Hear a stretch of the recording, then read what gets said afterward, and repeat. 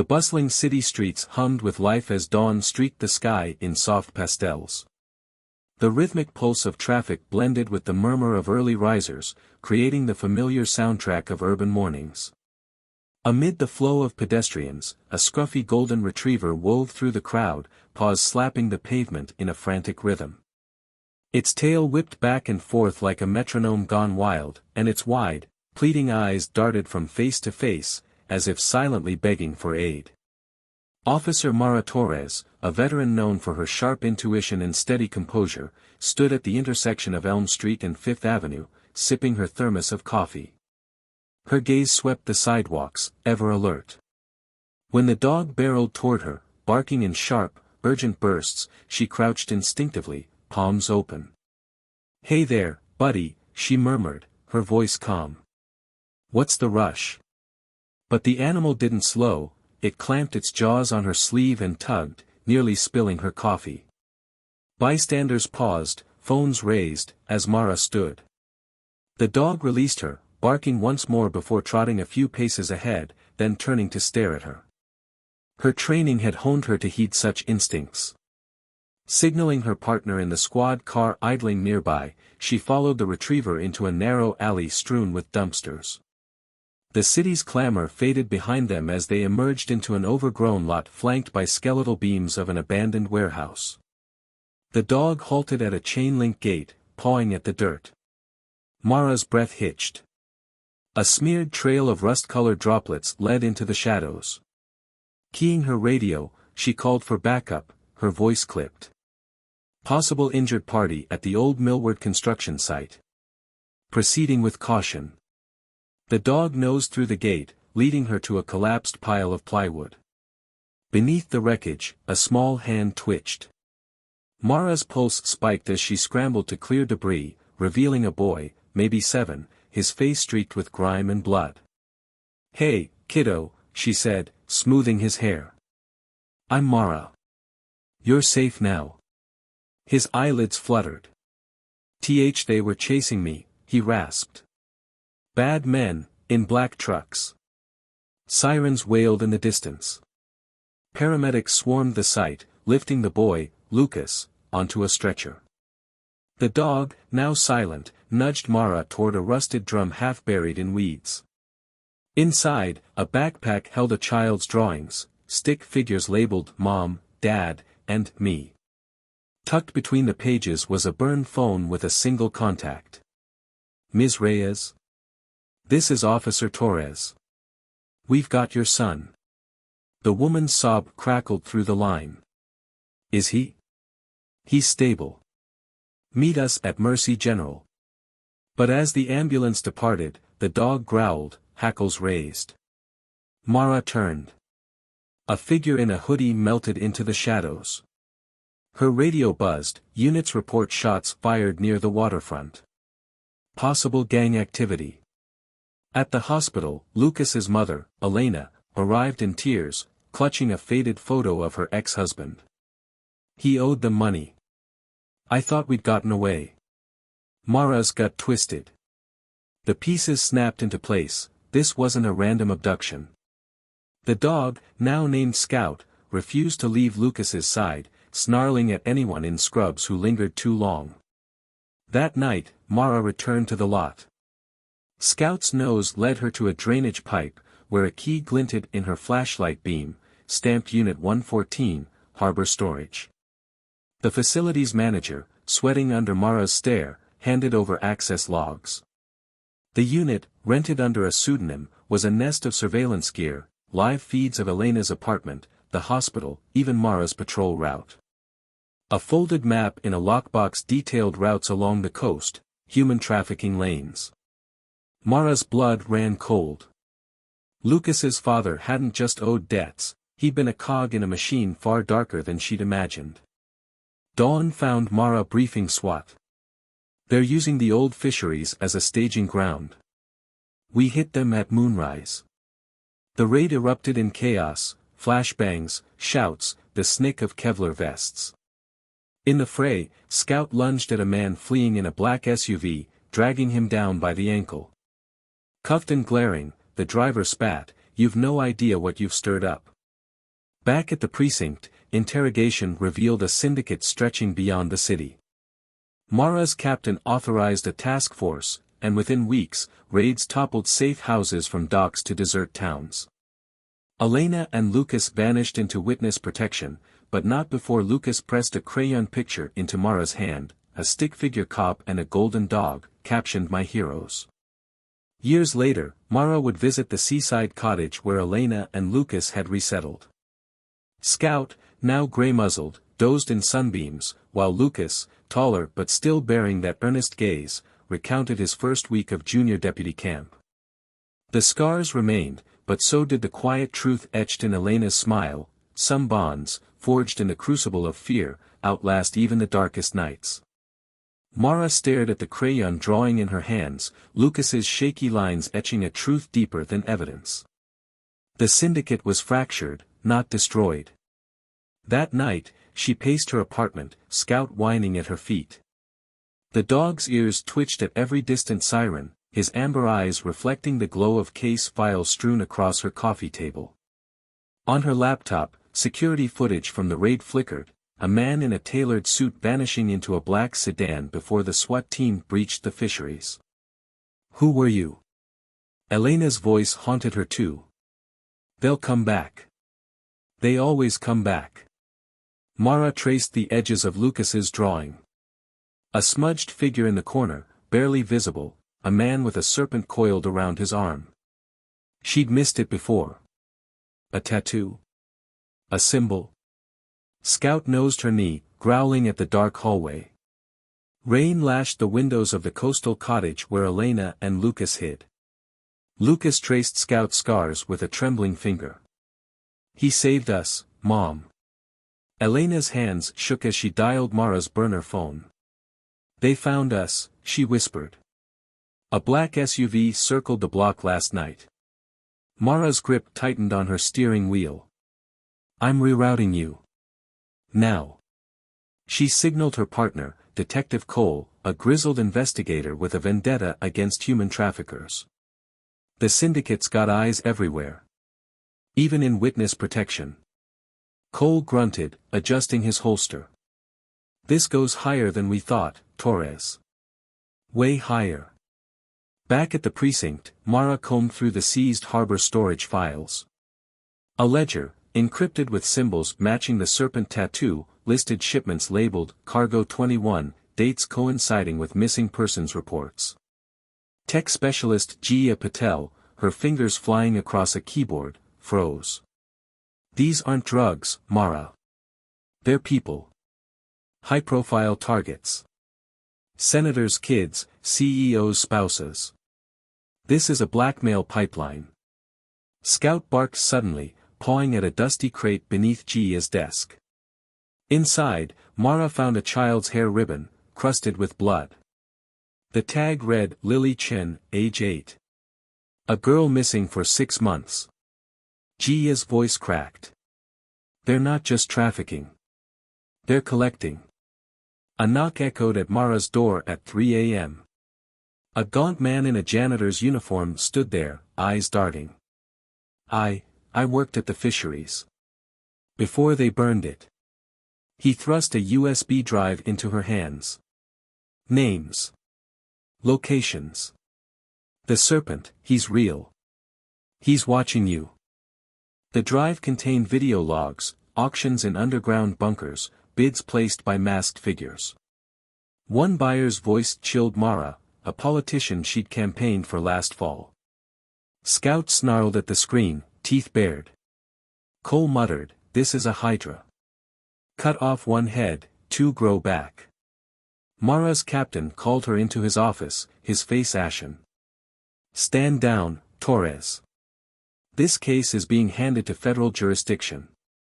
She slammed her palms on his desk. "You're shutting us out." "Why?" His silence screamed volumes. That night, Mara's apartment was ransacked. Laptop gone. Case files shredded. Scout dug through the wreckage, unearthing a single intact photo, Lucas and Elena, their cottage's coordinates scribbled on the back. A warning. Cole met her in a dim parking garage. The Serpent's got people in the department.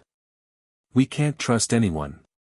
Disguised in a black wig and trench coat, Mara infiltrated a gala at the opulent Vanthorpe Hotel. Scout, fitted with a microcamera vest, posed as a service dog.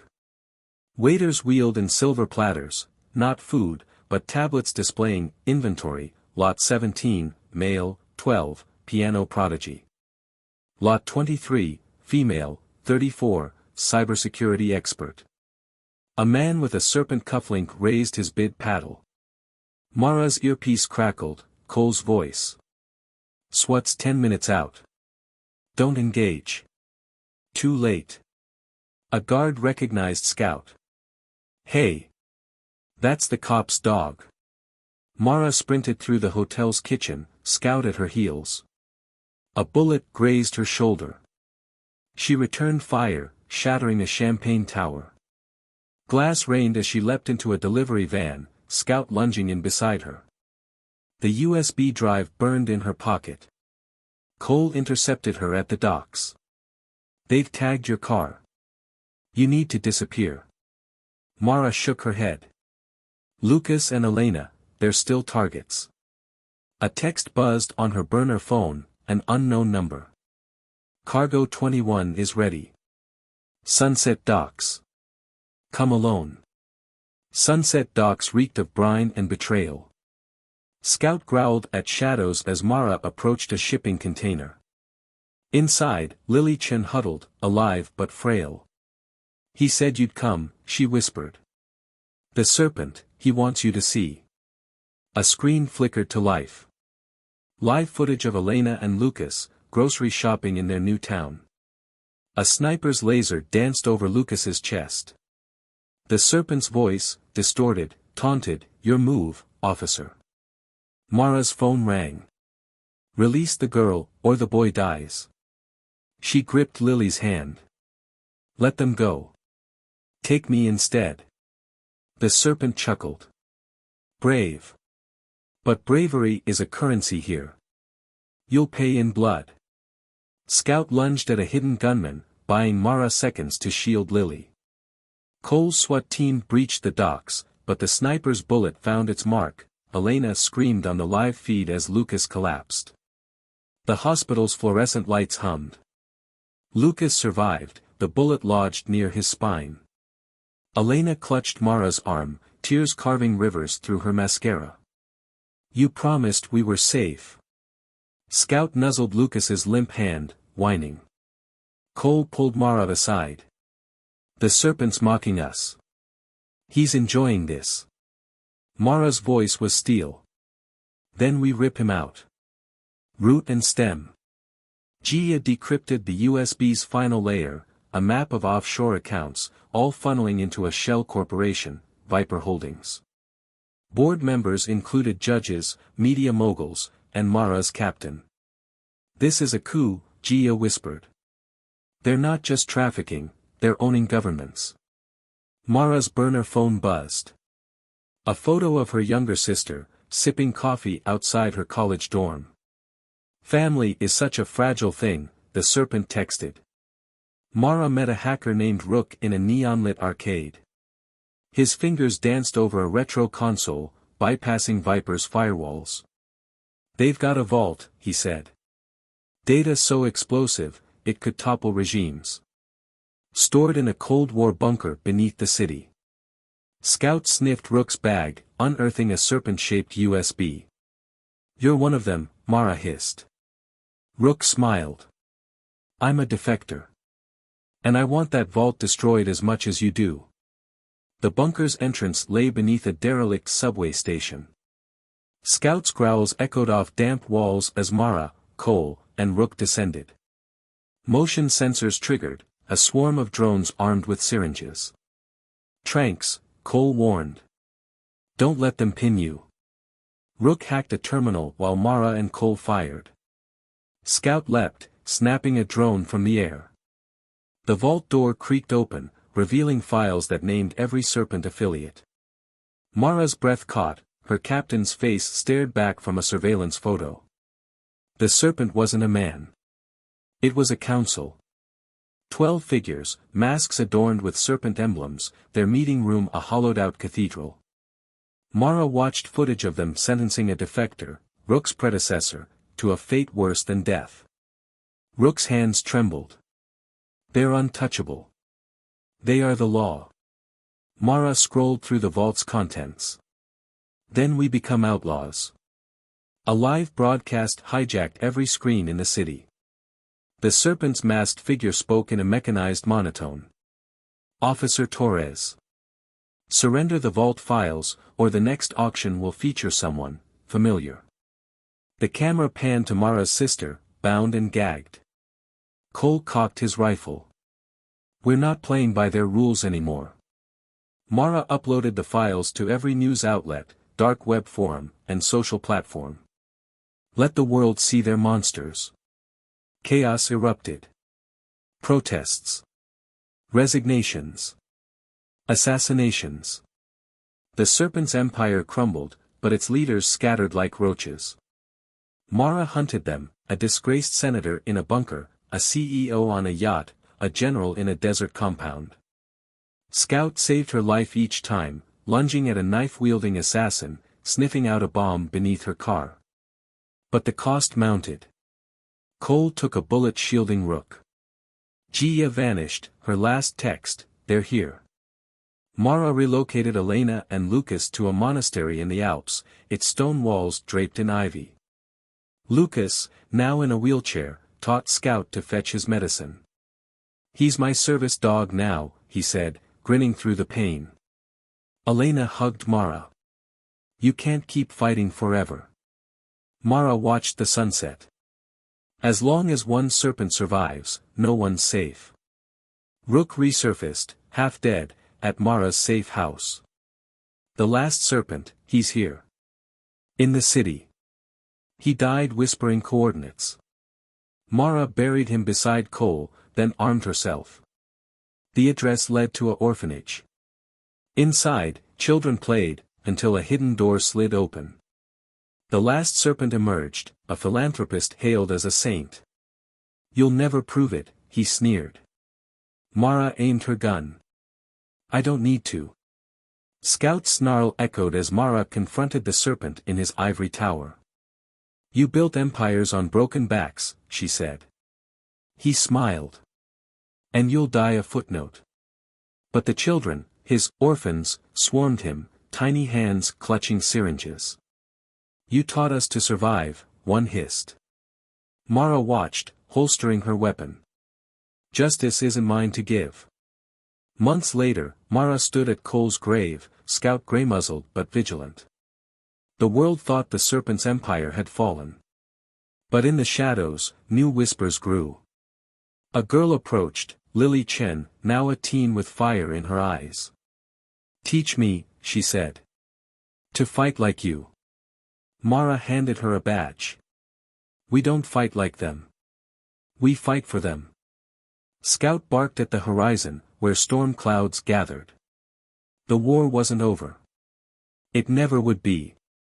Mara found the scar by accident, a raised line beneath Scout's golden fur, tracing his ribs like a barcode. The vet's X-ray revealed worse, a microchip stamped with a serpent emblem. "Military grade," Gia said, zooming in. "This isn't a rescue dog. He's a failed experiment." Flashbacks surged, Scout's aversion to helicopters, his uncanny ability to detect lies. Mara tracked the chip's signal to a derelict lab in the Nevada desert. Inside, files detailed Project Cerberus, canines engineered to hunt high-value targets. Scout's photo glared from a dossier. Subject number 9, terminated for disobedience.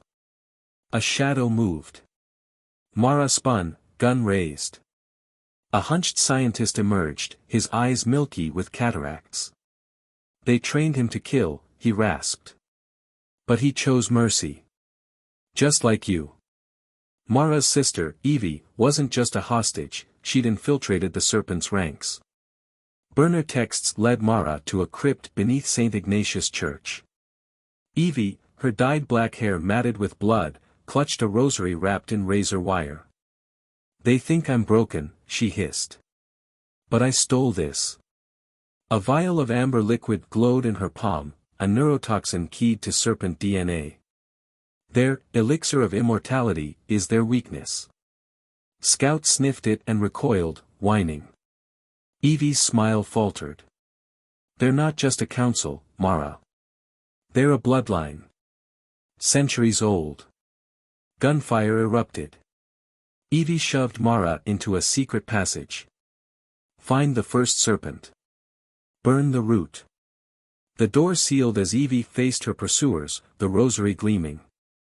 The Alpine monastery hid more than refugees. Brother Anselm, its stoic abbot, led Mara to a fresco of St. George slaying a dragon, its scales serpentine. This place was their first temple, he confessed. We are keepers of their sins. In the catacombs, Mara found skeletons clad in rusted serpent armor. One clutched a journal, the elixir demands sacrifice.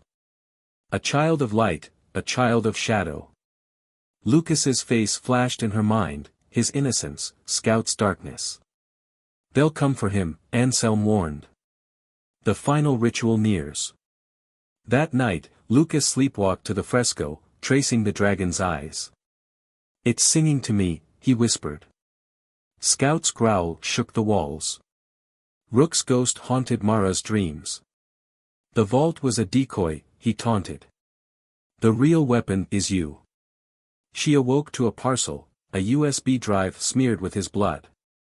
On it, coordinates to a sunken Soviet sub in the Black Sea. Diving in icy waters, Mara and Scout found a warhead labeled C-21. Not nuclear. Biological. The serpent's logo grinned on its casing. A voice crackled in her earpiece, Evie, alive. They'll unleash it at the Equinox Summit. 72 world leaders. 72 coffins. Mara surfaced to a sniper's glare. A woman in a white trench coat lowered her rifle. I'm Agent Velis. And you've just doomed us all. Velis worked for a splinter faction, serpents who opposed the council. The elixir's a lie, she said, her scarred lips twisting. It doesn't grant immortality. It steals it. They need Lucas's blood to sustain it. Mara's phone buzzed. A live feed, Evie, strapped to a chair, the neurotoxin dripping into her veins. Bring us the boy, the serpent hissed, or watch her become what she fears. Scout lunged at Velis, but she disarmed him with a whistle. I trained subject number 9, she said.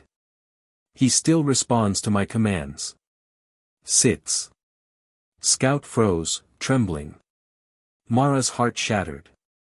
The Equinox Summit convened in Neo-Babylon, a floating city of glass and greed. Mara infiltrated as a janitor, Scout disguised in a service vest. Velis's intel led them to a greenhouse where genetically modified lilies bloomed, each petal laced with C-21. Lucas's voice crackled over comms. I'm ready, Mara. He'd insisted on coming, his wheelchair fitted with Gia's last gift, a neural disruptor. If they want my blood, they'll get a fight. The council arrived, masks discarded. Mara recognized faces, billionaires, a pop icon, a UN envoy. The lead serpent raised a goblet. To evolution. Scout's microchip pulsed, overriding his will. He turned on Mara, teeth bared. Mara dodged Scout's lunge, tears blurring her vision. You're not their weapon. She hurled the neurotoxin vial. It shattered at Velis's feet, the fumes seeping into Scout's nostrils. He collapsed, seizing. Lucas activated the disruptor.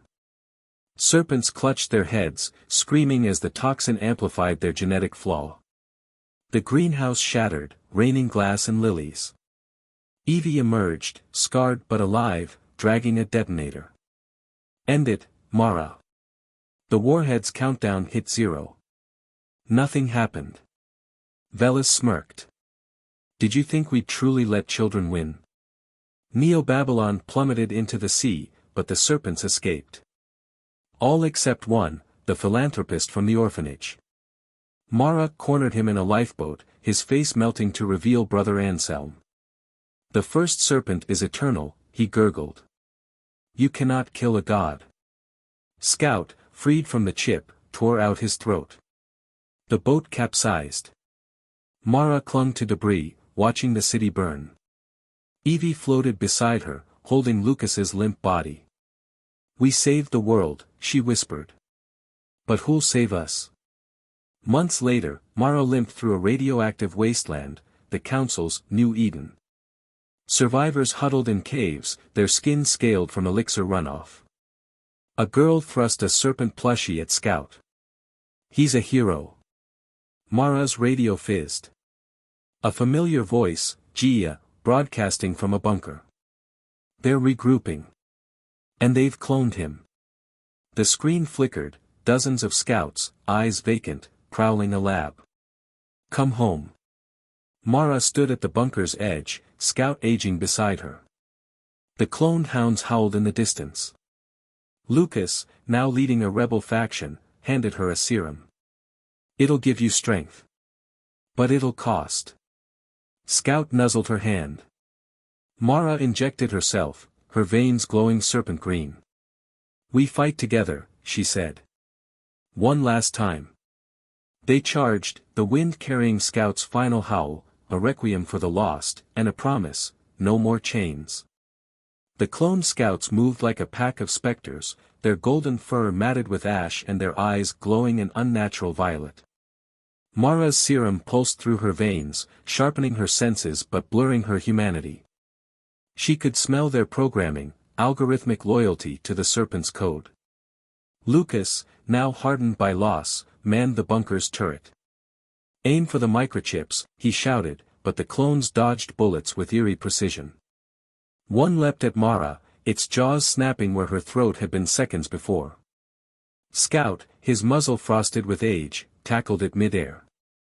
The clones hesitated, recognizing their progenitor. "They're afraid of him," Evie murmured, her voice now layered with a serpentine hiss. Her skin shimmered with iridescent scales where the neurotoxin had seeped in. But not for long. In the bunker's infirmary, Evie convulsed, her screams echoing through steel corridors. Mara held her down as black venom oozed from her pores. "It's rewriting my DNA," Evie gasped. "I can feel them, the serpents. They're close." Scout laid his head on her chest, whining. The clones outside howled in unison, a mournful dirge. Gia, now a paranoid shadow, hacked into the clone scout's frequency. "They're broadcasting coordinates. Leading the serpents here." Mara gripped her sister's clawed hand. "We need to move." Evie's eyes flickered black. "No. We need to burn." The cult found them at dawn. Robed figures with irradiated skin and milky eyes surrounded the bunker, chanting in a guttural tongue. Their leader, a child no older than Lucas, stepped forward. "We've seen the serpent's shadow in the glass sands," she intoned. "It hungers for the hound of light." Mara aimed her pistol. "Scout's not your sacrifice." The child smiled, her teeth filed to points. "Not him. You. The serum in your blood, it sings to the first serpent." Scout growled, but the cultists knelt, pressing jagged obsidian blades to their throats. "Lead us to the glass sands," the child said, "or we drown this bunker in our blood." The wasteland's heart was a desert of fused silica, glittering like shattered mirrors beneath a sickly green sky. The cultists dragged a bound serpent prisoner, a scientist from Project Cerberus, and slit his throat on an altar of bone. Blood seeped into the sand, forming a serpentine pattern that glowed like molten iron. "The first serpent sleeps here," the child whispered. "It fed on gods before men walked." Mara's serum flared, her vision fracturing into 1,000 prismatic shards. She saw it then, a colossal skeleton buried beneath the dunes, its ribs curved like scythes. Evie staggered, her scales blistering. "It's waking up," she choked. "And it's angry." The clones attacked at twilight, herding the group toward the altar. Mara fought with feral grace, her serum burning through muscle and bone. Scout stayed at her side, but his movements slowed, age and grief weighing him down. The child prophet pressed a blade to Lucas's throat. The first demands a choice, the boy's life, or yours. Mara's hands trembled. Evie stepped forward, her voice a dual rasp of woman and serpent. There's a third option. She plunged her clawed hand into the altar, black blood mingling with the serpent's. The ground split, and the first serpent's skull roared to life, its hollow eyes fixated on Evie. The beast was not flesh but shadow, a void that devoured light and sound. It spoke in Mara's mind, its voice 1,000 dead languages. You carry my child in your veins, little hunter. Return her to me. Evie's body levitated, her form dissolving into smoke and scales. She's merging with it. Lucas screamed. Mara fired into the void, but the bullets vanished.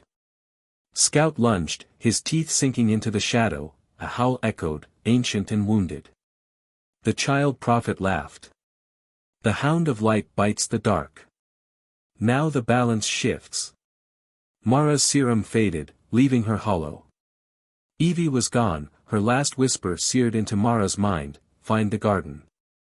Scout limped to her side, a gash across his ribs leaking silver fluid, not blood, but something older.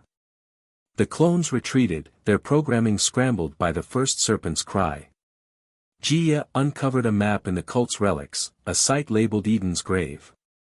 It's where the serpent's elixir began, she said.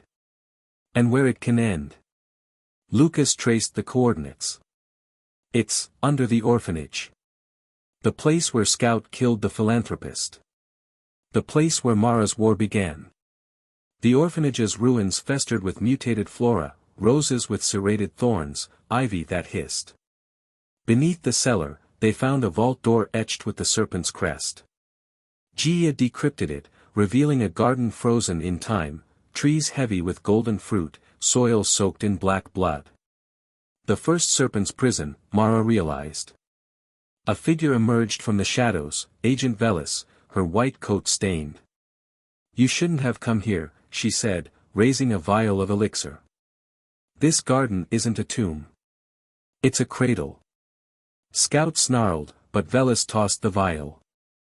The fruit rotted instantly, birthing tendrils of shadow that coiled around Lucas. The tendrils whispered to Lucas, promising power to walk again, to protect those he loved. Don't listen. Mara begged, but the boy reached out. The shadows embraced him, weaving a new spine from darkness. He stood, eyes blackened. It doesn't hurt anymore. Scout backed away, whining. Velis smiled. The elixir must flow. The first serpent must feed.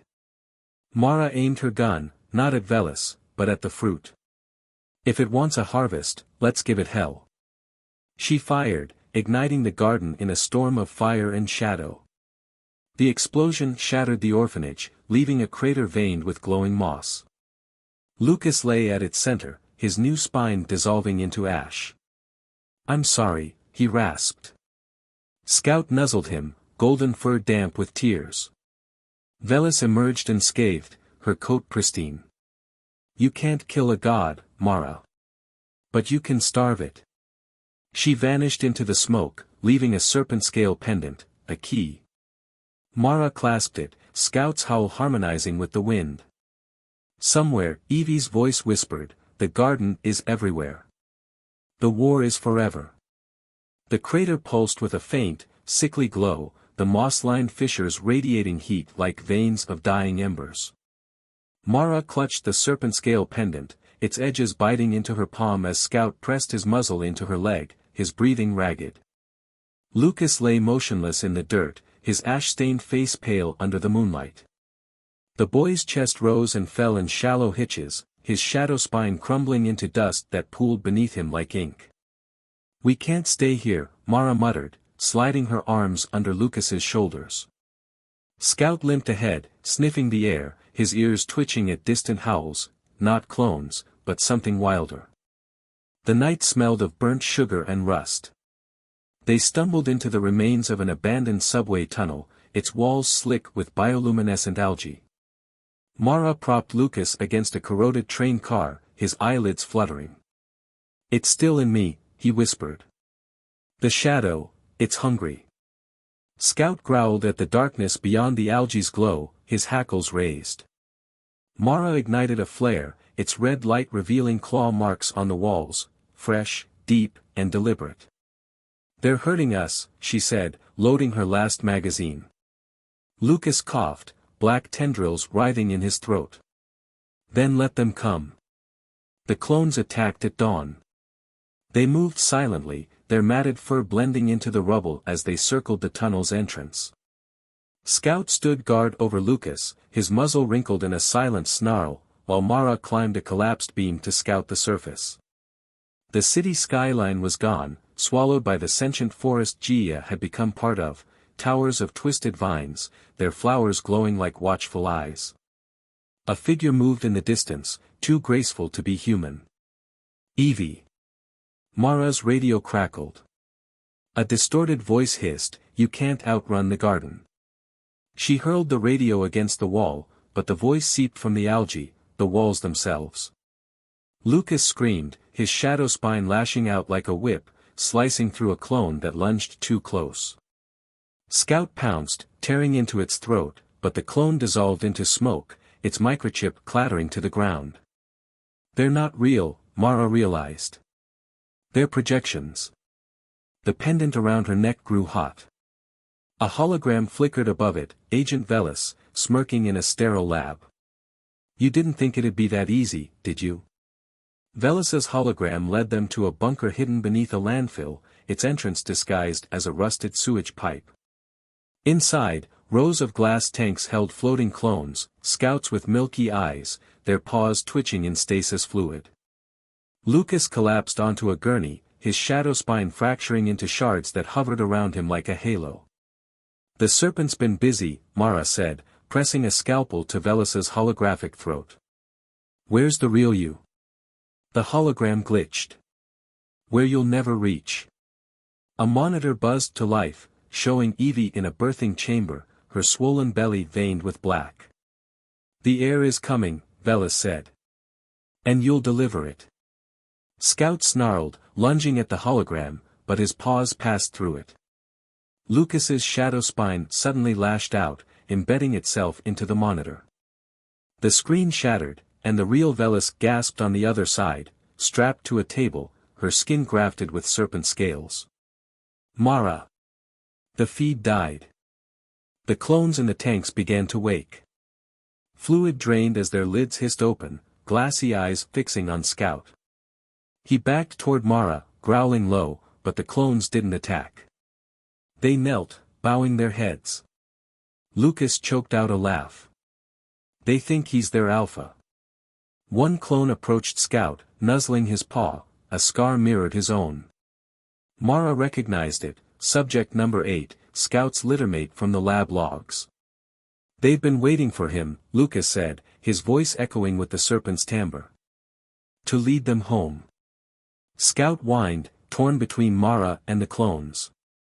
She knelt, gripping his fur. "Your choice, boy."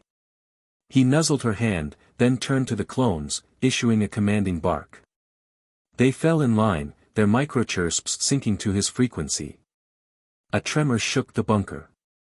Above, the forest roared, its vines smashing through the ceiling. Gia's voice boomed through the roots, "The garden is patient, Mara. But it is not kind." They fled through the clones' tunnel network, the earth trembling as the forest pursued. Lucas rode on a clone's back, his shadow spine now a jagged crown. Mara counted their dwindling ammunition. "Where's home?" she asked Scout. He barked toward a ventilation shaft, a sliver of moonlight. The shaft opened into a derelict zoo, its cages overgrown with mutated flora.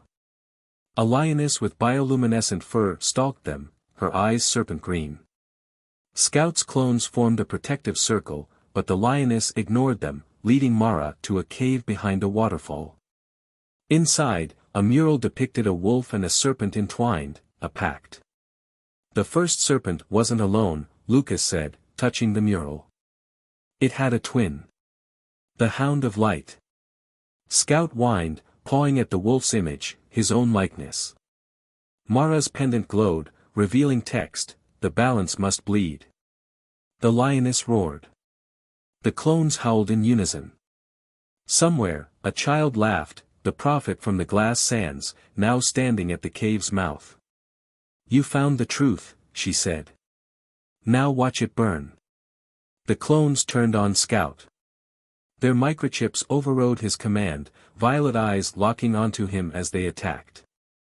Mara shoved Lucas into the waterfall, diving after him as the lioness tore into the traitorous clones. Scout fought with feral desperation, but they overwhelmed him, pinning him down. The prophet grinned, pressing a blade to his throat. "The balance demands a life." Lucas's shadow spine erupted, spearing the prophet through the chest. She gasped, her blood blackening the water. "Foolish child," she coughed. "The serpent thrives in death." Her body dissolved, infecting the waterfall. The clones retreated, screeching, as the water turned to acid.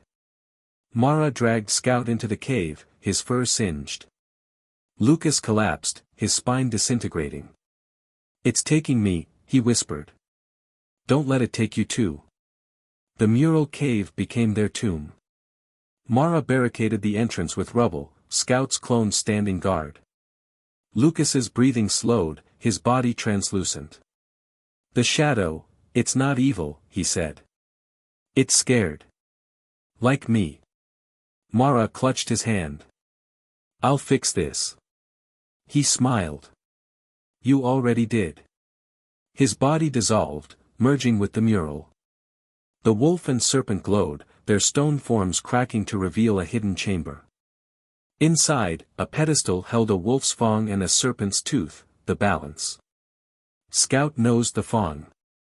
It fused to his collar, flooding Mara's mind with visions, Scout in medieval armor, leading a pack against a shadowy beast.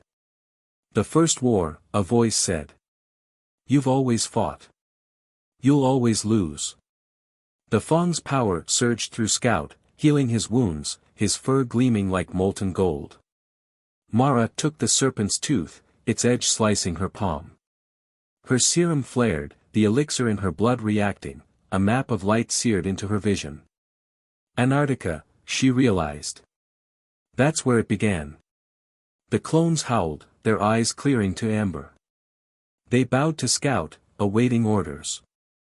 Mara shouldered her pack. "We end this." Outside, the forest awaited, Gia's face woven into the bark. "You can't kill a god," she whispered. Mara raised the serpent's tooth. "But I can make it bleed." The journey to Antarctica was a gauntlet. Mutated storms forced their plane down in a wasteland of ice and steel ruins, a serpent research outpost. Scout's clones scouted ahead, finding frozen bodies in lab coats, their hands clutching a single word, sacrifice. Deep in the ice, they found the ship, a jagged obsidian monolith, its surface humming with trapped voices. The serpent scale pendant vibrated, unlocking the entrance. Inside, walls pulsed with organic circuitry, leading to a throne of bone. Evie sat there, her belly gone, her arms cradling a swaddled shadow. "Meet your niece," she said. The shadow cooed, its eyes opening, voids that swallowed light. Scout attacked, his fang blazing, but Evie caught his throat with a shadow tendril. "Heir and hound," she crooned. "A perfect pair."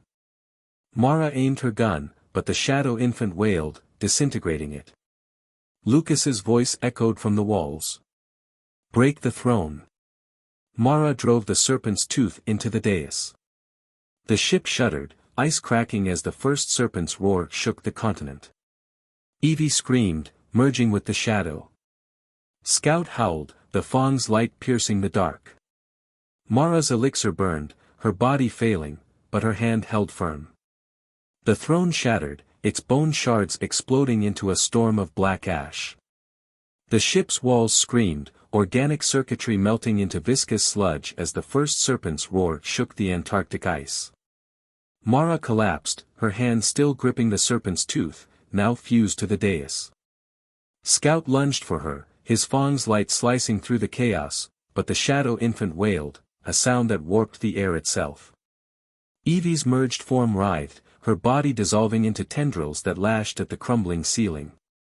"You've doomed us all," she shrieked, her voice splintering into echoes. Lucas's ghostly voice cut through the noise, "The ship's core, destroy it." Mara crawled toward a pulsing node embedded in the floor, her elixir-corrupted veins glowing like live wires.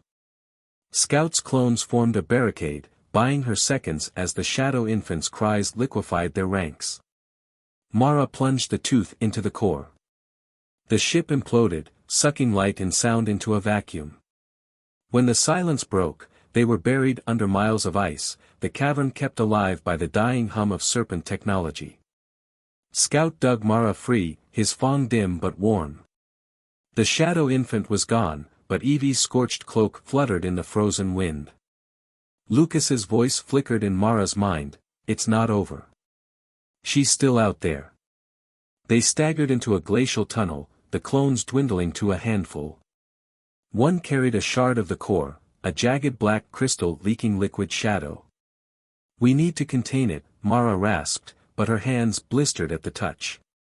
Scout growled, nosing the shard into an empty ammo case. Behind them, the ice shifted. Something with too many legs scuttled in the dark.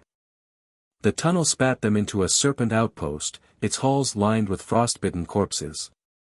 Computer screens flickered, security footage of a man in a lab coat injecting himself with elixir, his skin peeling to reveal scales. Mara traced the file's date, 1962. "They've been here for decades," she muttered. Scout's clone triggered a hidden door, revealing a greenhouse of frozen flowers, their petals etched with serpent runes. Lucas's shadow whispered, "The garden's origin." Mara touched a flower, it thawed, its roots latching onto her wrist. Visions flooded her, the first serpent's crash landing, its blood birthing the garden, its hunger seeping into the earth. Scout ripped the flower away, his fang cauterizing her wound. "We burn this place," Mara ordered. But the clones hesitated, their eyes reflecting the flower's glow. The fire spread too fast. Ice melted into boiling rivers as the greenhouse burned, the flower's screams harmonizing with Mara's migraine. A clone dragged her to the surface as the outpost collapsed, its ruins swallowed by the Antarctic void.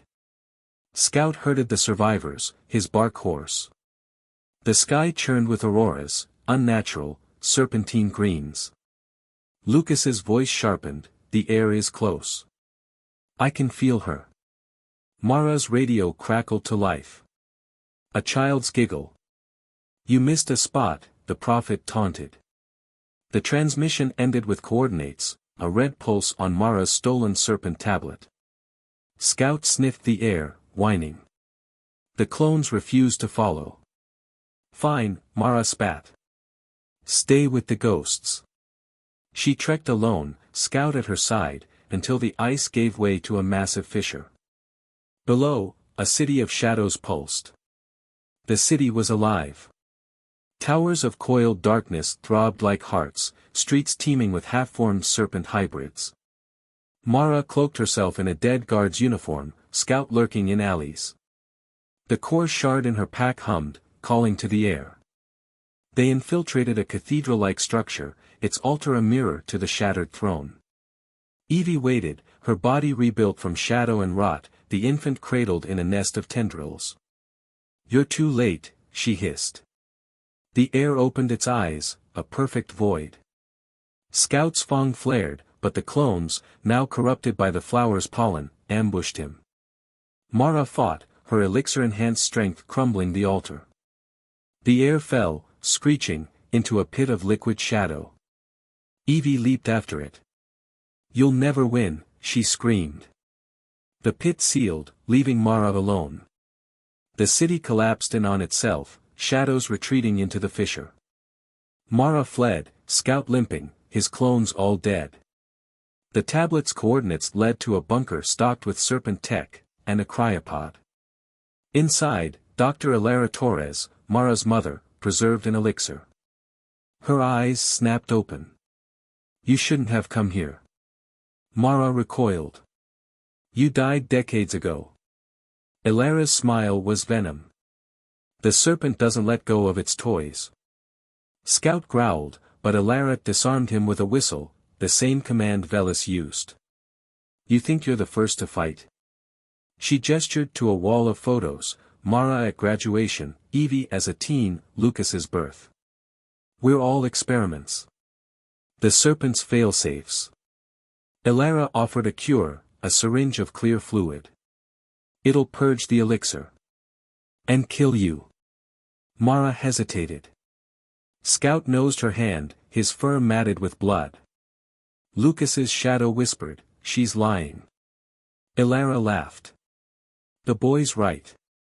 But does it matter? The bunker shook, the air's wail-piercing steel. Mara grabbed the syringe. If I die, you die with me. Ilara's grin widened. Promises, promises. Scout lunged, but Ilara vanished into a vent. The syringe glowed, Mara recognized its design from the Antarctic files. A trap. She smashed it. The air's shadow burst through the wall. Mara ran, Scout at her heels, the air's tendrils shredding the bunker. They surfaced in a blizzard, the sky choked with serpent drones. Ilara's voice boomed from speakers, you can't outrun fate. Mara's elixir surged, her legs giving out. Scout dragged her behind an ice ridge as drones scoured the tundra. The air emerged, now a towering amalgam of shadow and machinery. Lucas's voice screamed, the Fawn. Use the Fawn. Scout charged, his Fawn piercing the air's core. Light erupted, blinding, and when it faded, the air was gone. Scout lay motionless, his fur charred. Mara crawled to him. Not you. Not yet. Scout's heartbeat stuttered. Mara carried him through the storm, following a signal from the tablet, a rescue chopper, its light slicing through the dark. Inside, Gia waited, her body half reclaimed from the garden's roots. The forest remembers you, she said. Mara collapsed, Scout cradled in her arms. Save him. Gia nodded, injecting Scout with amber sap. His breathing steadied, but his fawn dimmed to a flicker. The chopper raced north as the Antarctic fissure erupted, a serpentine spire piercing the sky. Ilara's voice crackled over the comms, you've only fed the fire. The spire spread, serpent structures blooming across the globe. Cities fell, forests mutated, and the clones returned, now led by Fong, Scout's littermate. Mara stood at a bunker's edge, watching the horizon burn. Scout's Fong pulsed weakly. Gia handed her a dossier, Project Rebirth. Your mother's work. A way to kill the serpent, for good. Inside, blueprints for a bomb, fueled by elixir and the Hound's light. Mara traced Scout's scar. It'll take everything. He licked her hand, resigned. Lucas's shadow materialized, solid for the first time. I'll guide the detonation. Mara loaded the bomb.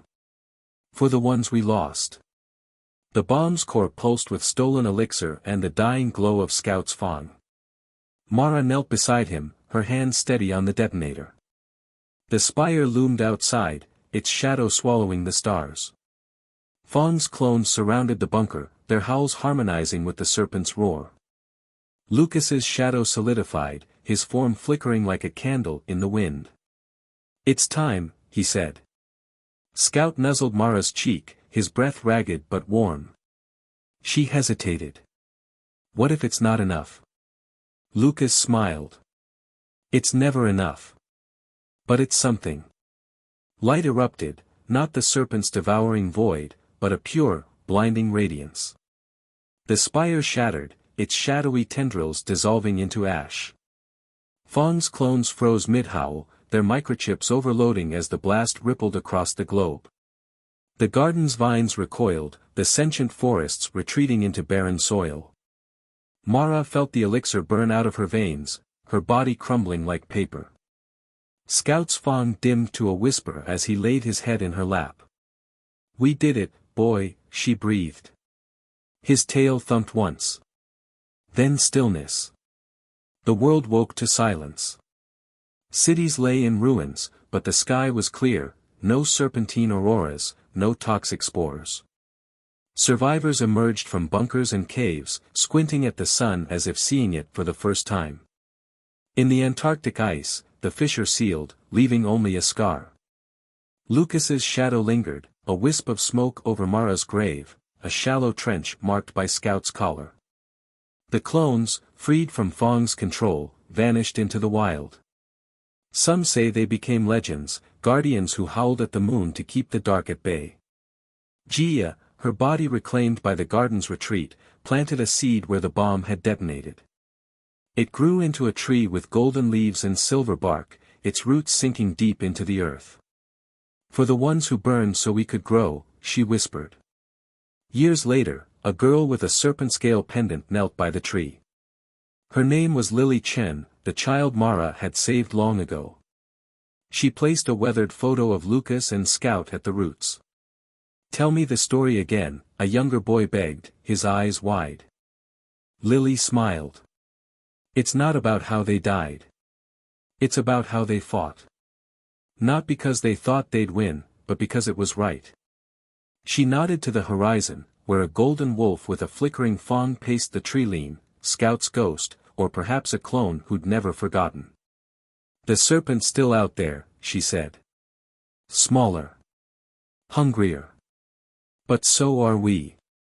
Lily ruffled his hair. "Good. Fears what it eats. But hope."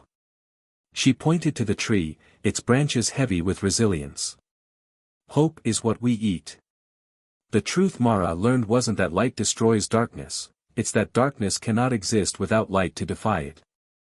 The serpent would always return, coiled in greed, fear, and the quiet corners of human hearts.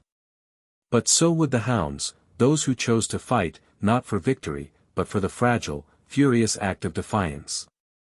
Scout's howl echoed in the wind, a promise: we do not surrender.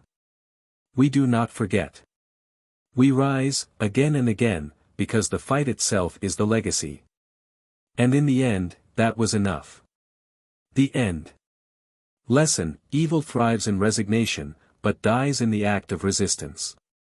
The greatest victory is not in eradicating darkness, but in refusing to let it extinguish your light. Courage is not the absence of fear, it is the choice to stand, even when you know you might fall. What we nurture, hope, love, defiance, outlives even the darkest shadows.